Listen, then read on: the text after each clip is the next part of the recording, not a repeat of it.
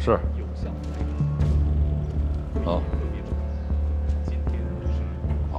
好，知道了。各位，刘凯的核酸检测出来了，阳性。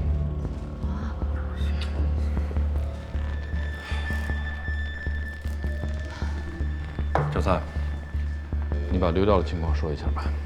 好。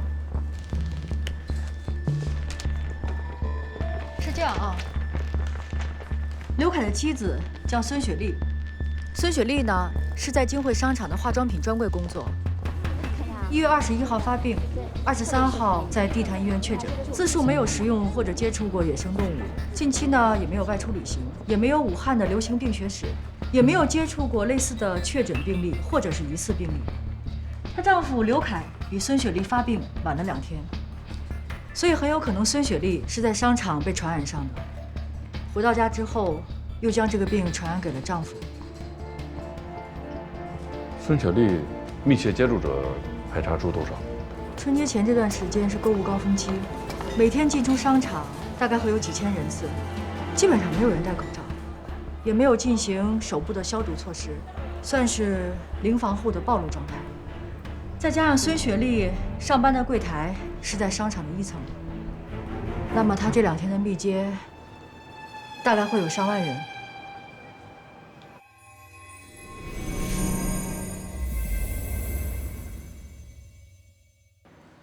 上万人，这个密接范围定的是不是有点太大了呀？这新冠病毒传染性有那么大？到现在，武汉不过确诊了几百例。是这样，商场本身就是个密闭空间，加上人流量非常的大，人与人之间的接触又非常的密切，上万这个数字是按照 SLR 数学模型推算出来的。咱们搞防疫的，凡事都要把事情往坏里想。现在可是春节期间，我们搞这么大规模的排查，万一引起社会恐慌情绪，出点事儿，谁负责？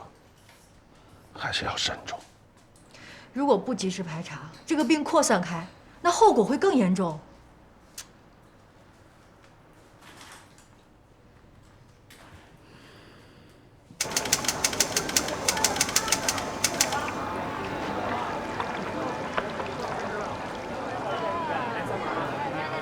你说这是怎么个意思啊？合着老太太在家闲着没事儿，跑你这儿逗闷子，你玩儿呢？不是谁玩了，您本身就没给嘛。你想想，你盛完了鱼递给我，嘴里还唱着说50块钱呢，您呢？我顺手就给了你一张50大钞。你什么时候给我了吗？我就刚才给你的。没给吗？我给了呀。哎呀，你还不信老太太？我跟你说，这一清早，这都是扫码的。哎，拢共我就收了这点零票子，你自己看看。来，我不看，你看哪张是您给的呀？那钱上又没写我的名字，我怎么知道哪一张是我的啊？没有50的吗？你在这别在这瞎说！我跟你说，你碰瓷儿啊！你找错人了！我碰瓷儿！你讹我呀！我能讹您吗？咱我在这摊位已经这么久。啊，行，哎，行，你也别生气啊，大过节的，咱也不掰扯了，鱼你拿走吧。啊！我可不领你那钱啊！鱼给过钱了，老太太买鱼给钱，给过钱了，鱼就得拿走啊！拿走！你还在这想讹我？没门儿！老喽！哎呀，钱给过了，还不让你走。这个6块，你看看怎么样？新鲜，农家是30，怎么样？不贵，有商量，你再上去看看。哎呦，哎呀！我没给人家钱呀，这钱是我没给人家，我这，哎呀，到哪儿来啊？钱是我没给你，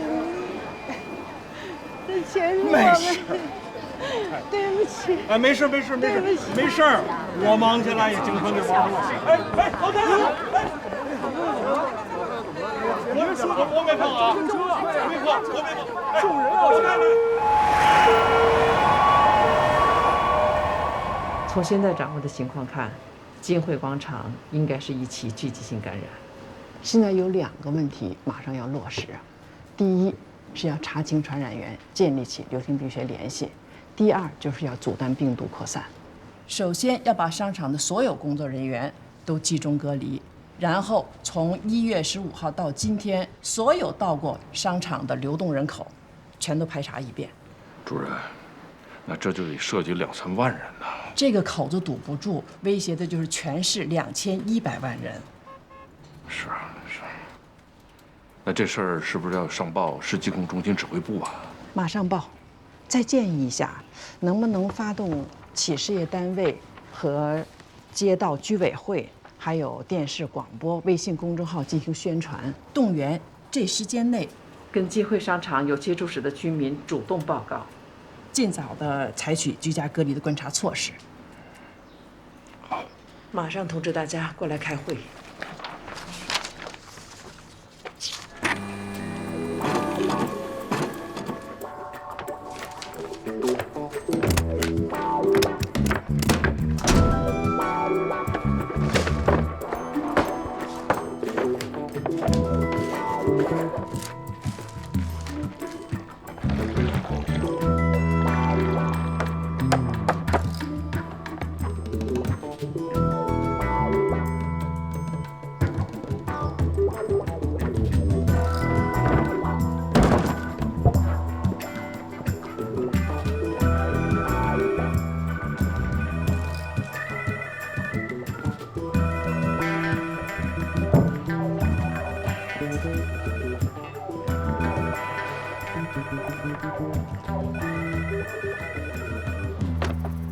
哎，喂，是疾控传控科吧？我们是朝阳中心医院的，刚刚急诊接了一个老太太，发烧，在菜上晕倒了，现在体温是38度7，有咳嗽和呼吸困难的症状，我们怀疑是新冠疑似病例。她自个说没有武汉旅行史和发热病人接触史，咽拭子采样已经做完送过去了，病历信息你记一下吧，系统里已经上传了。哦，我不是信息组的值班员。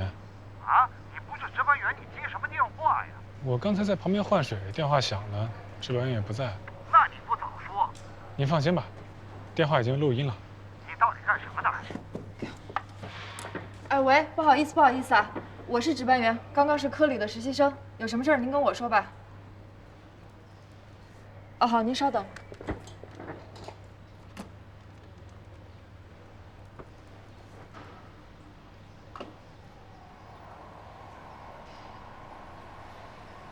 国家卫健委组建21个。这事儿刻不容缓，一定要加紧安排。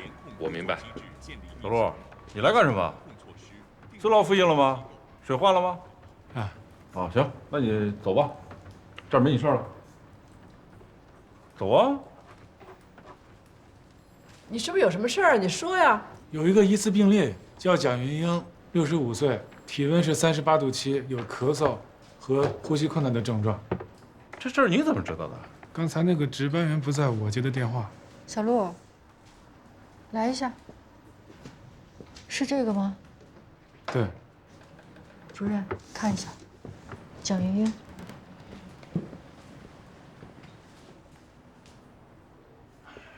还没确诊呢，信息组会推进的，你就别操这个心了啊！你忙去。我见过他，他有很大的感染风险。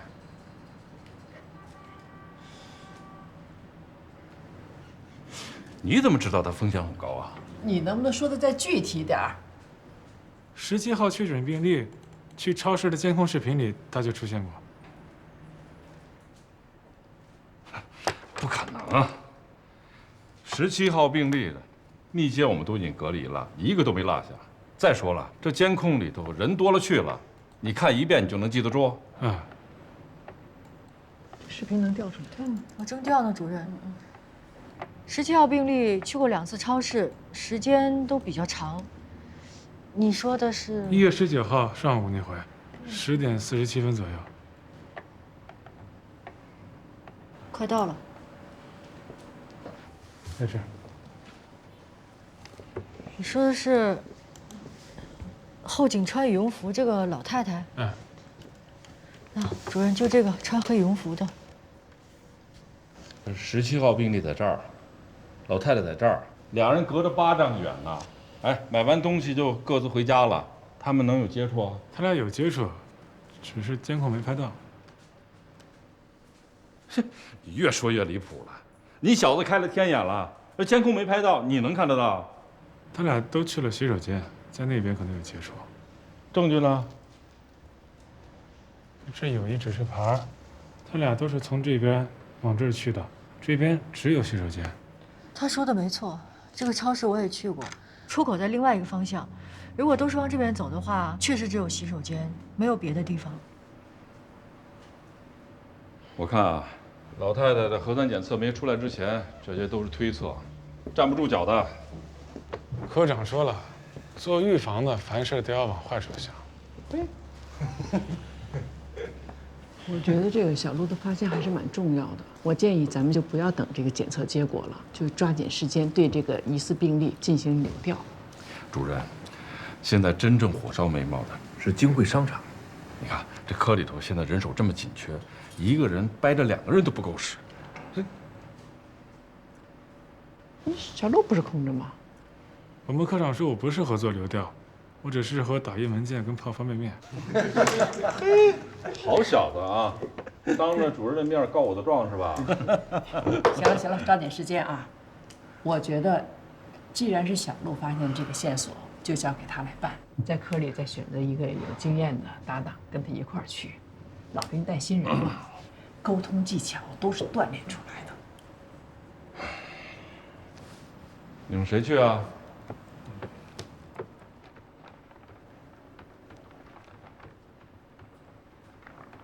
得，我去吧。你还真跟他去啊？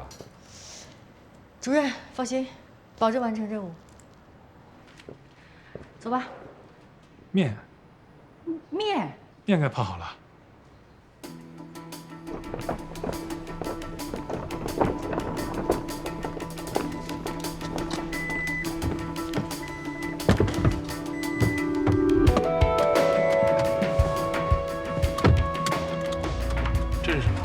这是新装备的热成像检测车，车身上都有探头，可以检测周边人的体温。红色就有问题，绿色和黄色都是正常的。你看这个，这是 AI 面部识别，还有云端数据处理能力。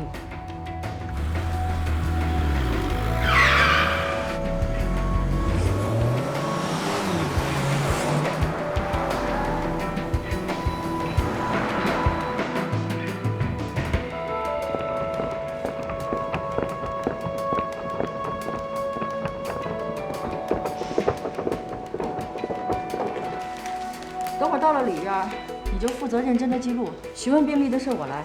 中心的规定你知道吧？24小时之内必须完成流调报告。从现在开始计时。好。走。护士啊，我这针打完了，我可以回家了吧？等检测结果出来，看看情况。什么结果啊？还等着出。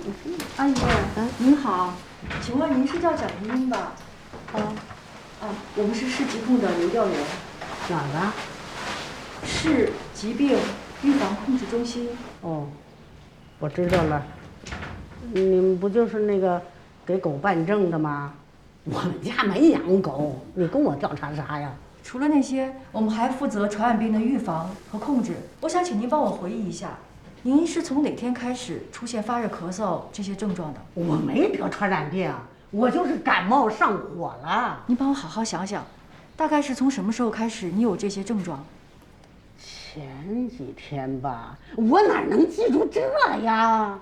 前几天是几天以前？或者您能记住是星期几吗？你们怎么那么麻烦？我哪能记住星期几呀？我打完针了，我得回家给买菜去。对不起啊，您还不能走，因为您的症状属于新冠疑似病例，在核酸检测结果出来之前，您只能在这儿隔离，接受医学观察。呀，还隔离上了？像这种老年人抵抗力低下，感染新冠病毒之后，容易发展成危重症。你咒谁呢？一咒10年忘，我告诉你，我身体好着呢。接受医学隔离观察，对自己和其他人都是健康的保障。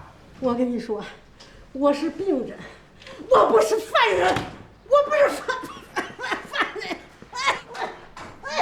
来，出来一下。小洛，我刚不跟你说了吗？我问的时候，你负责认真记录就行。这种疑似病例啊，一开始都是会有抵触情绪的。这样，你在这看一下，我去那边找他们家属了解一下情况。哎，您去哪儿啊？我上厕所。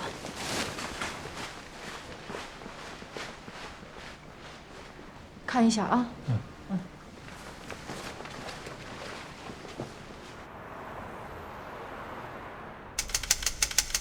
这个真的太困难了。我们商场一共348名员工，大年30要全部集中隔离，难度实在太大了。曹经理，这酒店都已经安排好了，正在消毒，还有专门的医护人员驻点儿。您看这……我理解防控的重要性，但我这员工都隔离了，我这商场还能开业吗？估计暂停一段时间。我全年营业额最好的时候也就过年这几天，这关门一天，我们就要损失800、900万的营业额呀。疫情是人命关天的大事儿，经济方面的考虑得往后放。你看，现在武汉都已经封城了。那我们配合你们，也请你们尽快查出传染源，我们也要为全体员工的健康负责呀。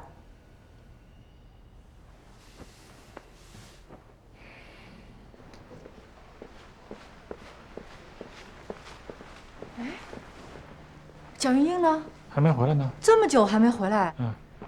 不好了，蒋云英不见了。怎么回事啊？她让我在门口等着，我就拿着这个毯子，然后她半天她也不出来，等到我进去的时候，她已经不见了。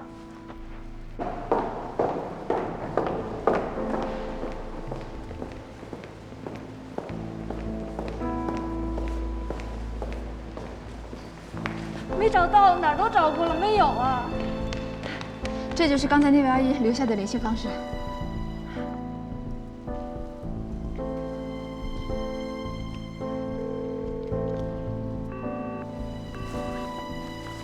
王玉，那个阿姨核酸检测的结果是阳性。阳性。送她来的不是家属，是菜市场卖鱼的老板。我还问他，他也不太了解蒋云一的具体情况。他把老太太送这儿，就回菜市场去了。能找到卖鱼老板的联系方式吗？因为他属于密切接触者，要通知他联系社区，接受集中隔离。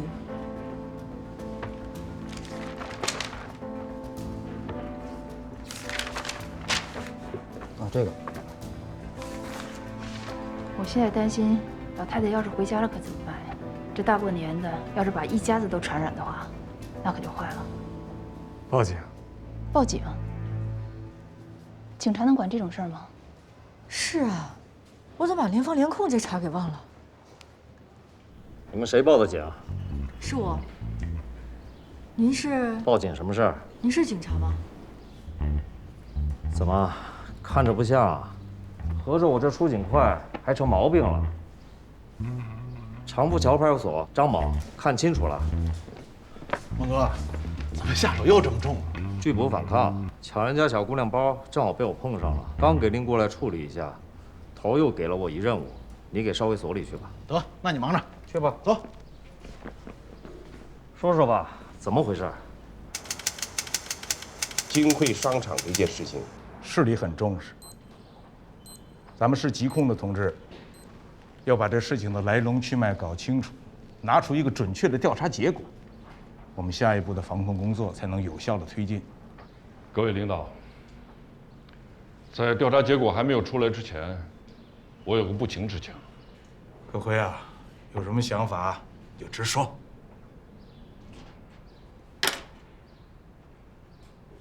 马上对金汇商场的所有员工进行集中隔离，同时在全市范围之内抽调人员进行排查。凡是在1月20号到23号去过商场的人，要逐人逐户进行对接，了解他们的健康情况。防疫传染病关键是在早发现、早报告，我们必须抢在病毒传播的前头，掌握这个主动权。这也是联防联控、群防群治的优势所在。你没有回答我的问题，却说出了这么多的想法，那么依据是什么呀？今天是大年30，我们怎么向老百姓，向我们自己的同志做解释？主任，我20多年的疾控经验就是依据。如果出了差错，我愿意拿脑袋来顶罪。但是，错过了窗口期，我们就是全市上千万老百姓的罪人呐！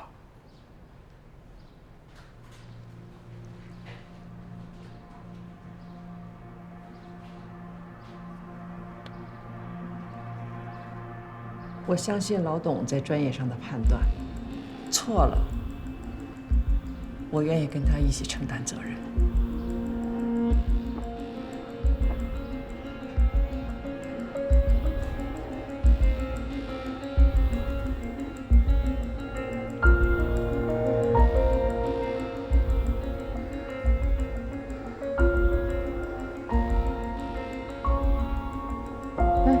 出来了。切3楼护士站。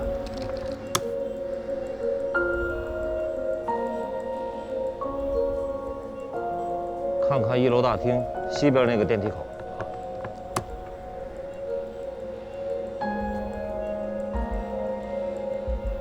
直接切大门进车口。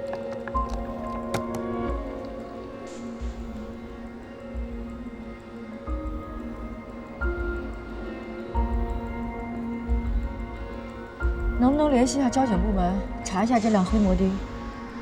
要是出租车就好办了，这些黑摩的都没有牌照。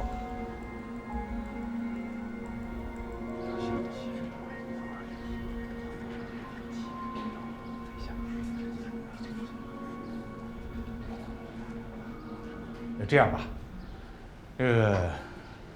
考虑到今后不管是宣传动员还是上门排查，都牵扯到各个部门，咱们现在搞一个民主表决。同意疾控中心2位同志提议的，请举手。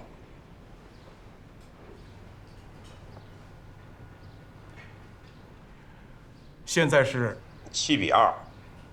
既然大多数人都同意，那咱们就形成集体决议。今后出现任何问题，我们这个集体共同负责。那么接下来的任务就非常艰巨了，我们要各个部门齐心协力，打好配合。袁熙、可辉，这最难啃的骨头就交给你们了。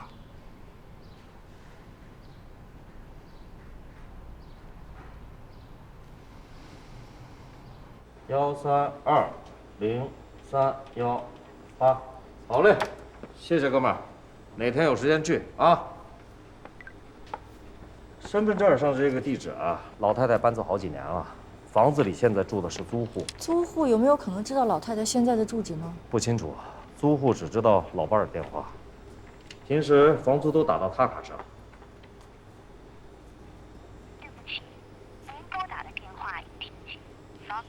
停机了。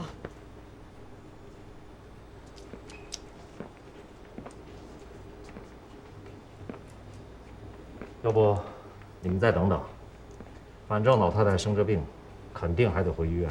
等不了，就怕这个，一个人能传染一大家子。哎，能不能帮忙查一下老太太的社会关系、子女亲属什么的？查倒是能查，得让你们单位出点申请，麻烦着呢。我们去门口找那台摩的吧。走，走。哎，你听我说，这些黑摩的打一枪换一地儿，你上哪找去啊？这时候不好搭车，天气又冷，是摩的生意最好的时候。而且这医院门口没有公交站，他肯定还得回来拉活。我走吧。哎，还是你去吧。啊，祝你好运。你是警察，他们信任你。这样，张警官，就麻烦您陪小路去门口找一下那摩的，我回单位看看能不能联系到老太太的亲属。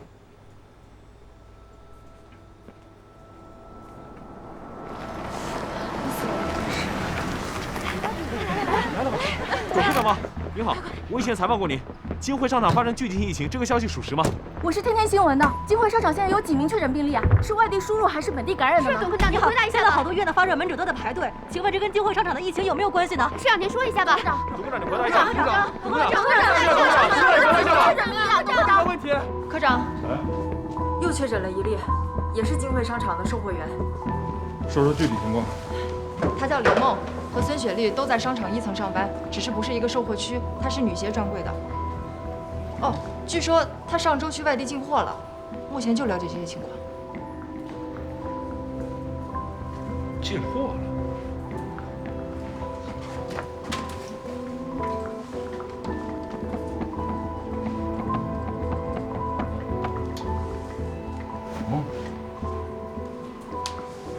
如果这个李梦是在外地感染的病毒，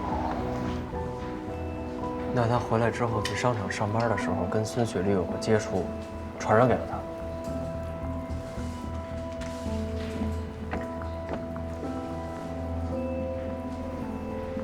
好，去人民医院。啊。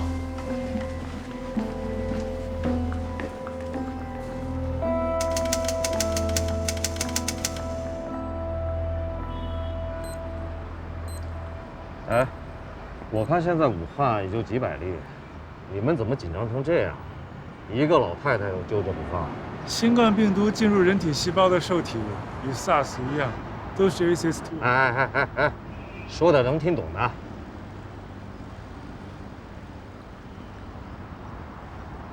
就是传染性非常非常强，比非典还厉害。我记得那会儿北京也就2000多例。每一个死者背后都有一个破碎的家庭。什么？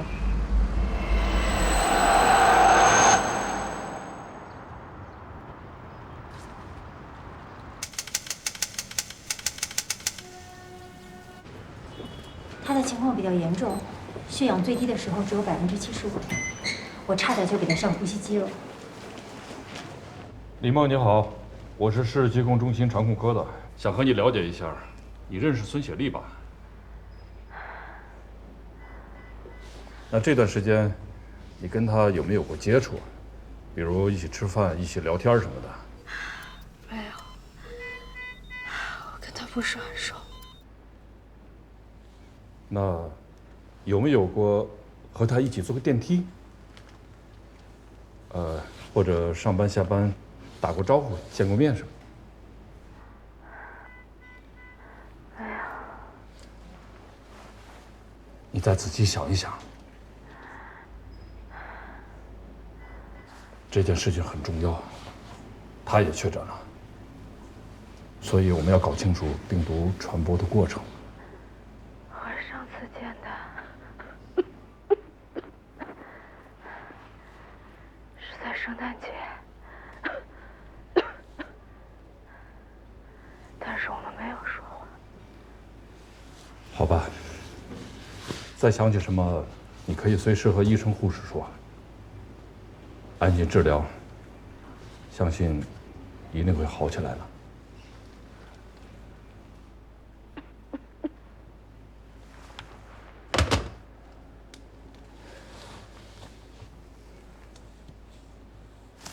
李梦的发病时间是哪天？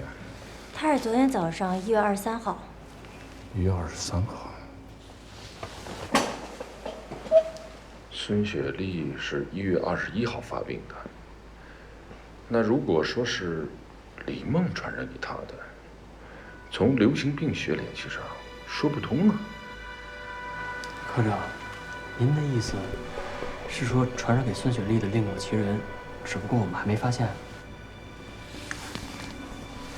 他们两个没有接触过，不排除李梦是从外面被感染的，然后把病毒带回来。那可就坏了。这就说明在金汇商场存在着2条传染源，有这种可能啊！先把李梦的密切接触者给他控制下来，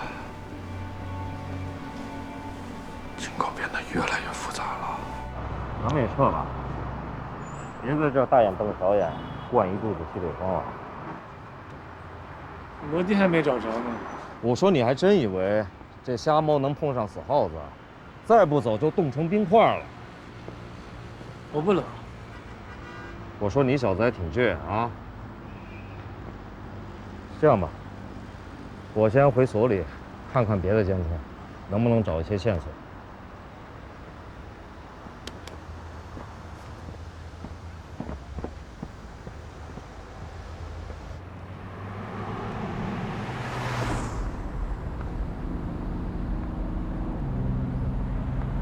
科长，您看看群里，咱们值班电话都快被打爆了。你看，光安仁就有30多个疑似病例，这城6区加一块都快破100了。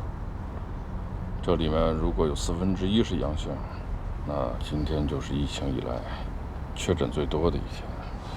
您可盼点好吧，晚上我还想看春晚呢。马上快2点了，咱们前面吃口饭吧。不吃了，到安仁医院去看看。哦，瑶儿，去安仁医院。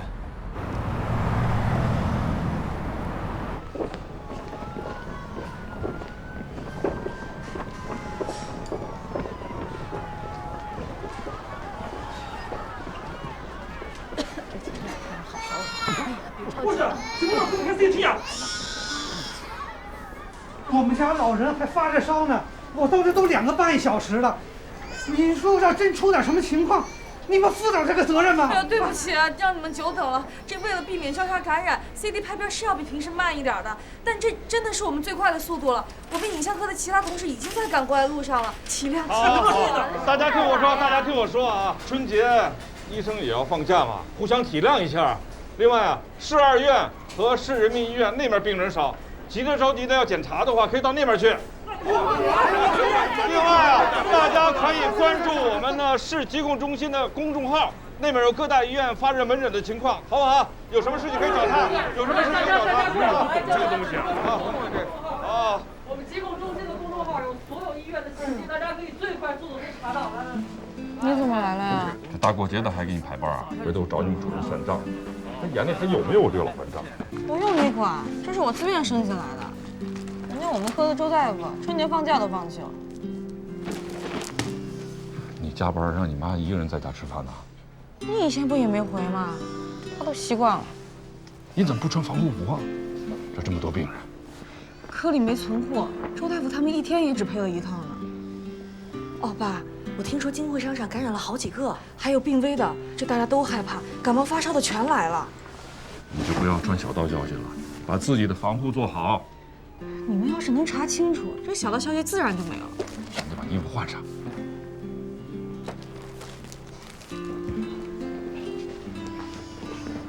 船长，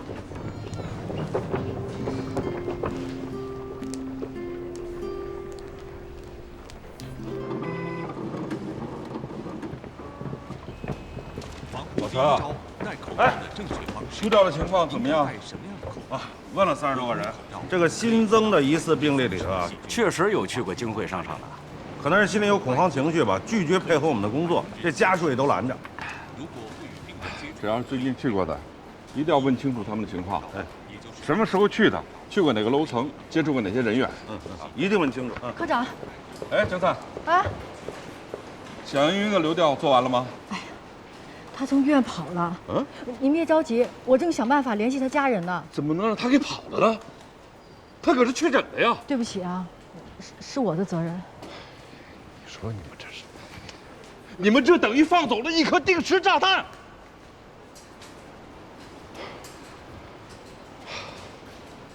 去，找信息组，跟公安部门申请调户籍资料。好。哎，等等，陆朝阳呢？是不是他捅娄子？不是，那孩子特别认真，现在还留在医院找线索呢。你别再替他打掩护了，我就知道他这个人干不了这种事儿。赶紧的。哦。同志，去哪儿您？我问一下，今天中午你在这个门口有没有拉过一个60多岁的老阿姨啊？没见过。公安局给信儿了，蒋元英有个儿子叫魏涛。他在本市工作，这是他的手机号码，还有居住地址。好，谢谢。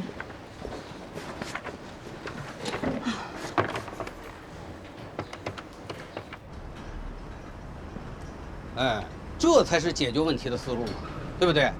你，喂，哎，你好，请问是魏涛魏先生吗？哪位？哎，你好，我是市疾控中心的流调员江灿。是这样的，我想跟您核实一下，您的母亲是叫蒋云英吗？你怎么有我的电话号码？是这样的，我们是从公安系统查询到的，您母亲刚刚检测出来新冠病毒是阳性，可是我们又联系不上她。你们这些骗子，骗术升级的这么快吗？连新冠病毒都用上了啊，厉害呀！不是你，我早就跟你说过了，像这种建筑项目啊，推销铝合金的钢管比普通的钢管利润空间要大，明白吧？你，喂，哎，您好，魏先生，我不是骗子，您听我说啊，您可以查一下来电号码，我们是市疾控中心的，您母亲确实已经确诊了。你妈才确诊了呢，谁不知道你们会更改电话号码？你别逗。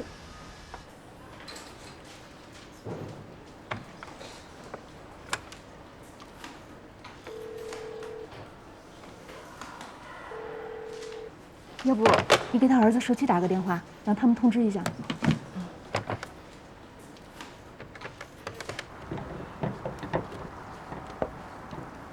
你好，我问一下，你今天中午在这个门口有没有拉过一个60多岁老太太？没见过。就这样的，穿个紫羽绒服。我正忙着呢，真没见过。你仔细看看。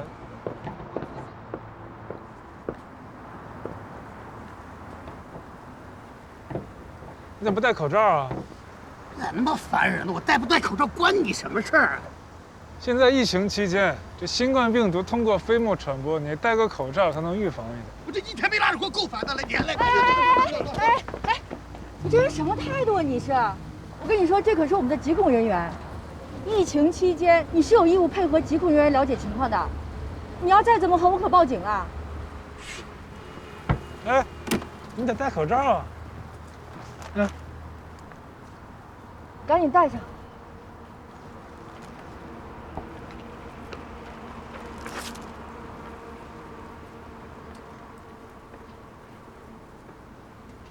谢谢啊。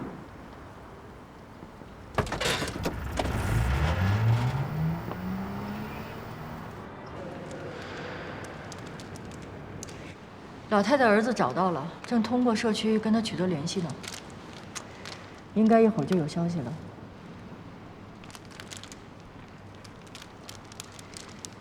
实习期马上就要到了，将来有什么打算？我能留下来。留下来？留调有什么好干的呀？你也看到了，工资不高，社会地位也低，跟临床医学比起来，我们这预防医学永远不吃香。你成绩那么好，就没想过硕博连读，留校当个老师？不留调可以帮助很多人。哎呀，这很多人呢，不一定都领你的情。至少可以让他们不像我一样。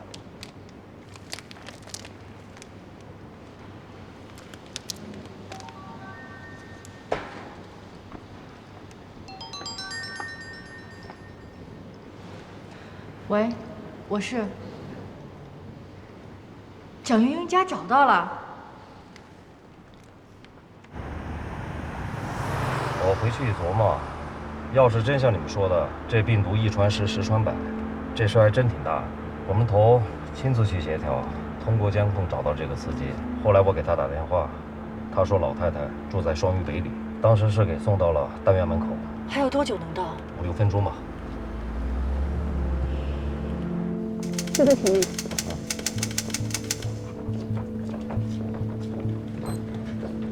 2楼201。好，谢谢。不客气。走吧。非得穿这个吗？戴口罩不成啊？你要是想被传染上，可以不穿。这也太不透气儿了吧，跟裹了一层保鲜膜似的。你们这一穿就大半天，怎么做到的？忍着。你好，请问有人吗？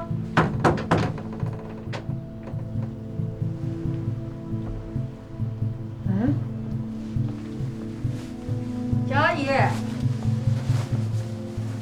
姨，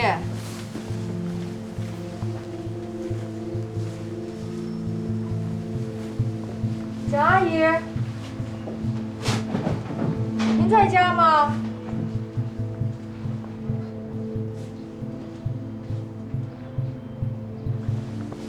看看那个阿姨的卧室。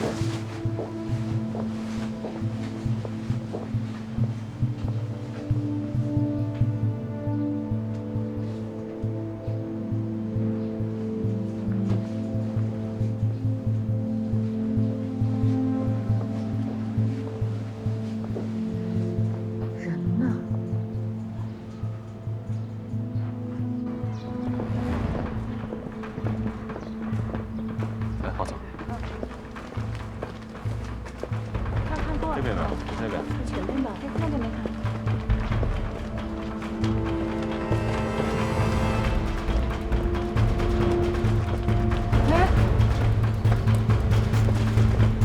阿姨，你等一下。干嘛你？对不起，认错人了。喂，人找到了。